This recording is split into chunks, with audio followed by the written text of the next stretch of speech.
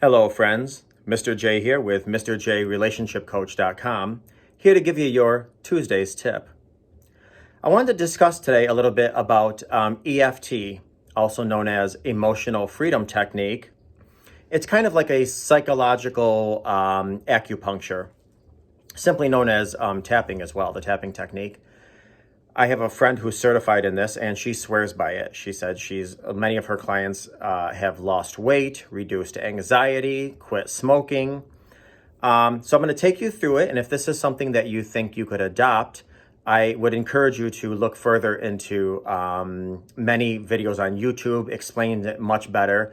Basically, what you're doing is you are being extremely thorough while you are tapping certain sensory points of your body.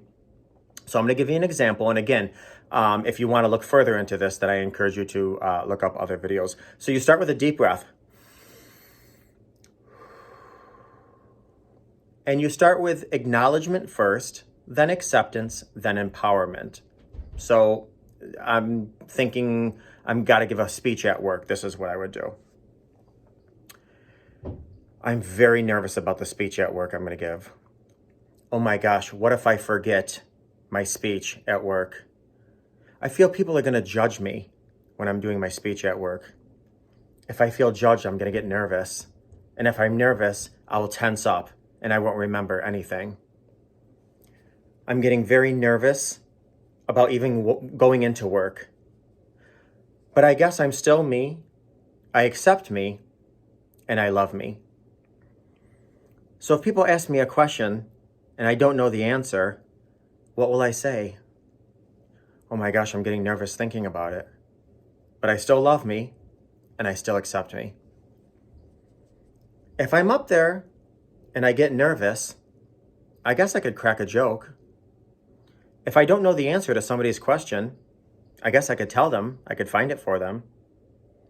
If I don't forget, or if I forget my slides or the points I wanted to make, I guess I could hand them slides afterwards and say, if there's any questions, feel free to call me or email.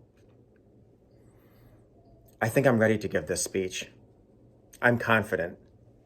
I'm going to remain confident. I'm going to be confident.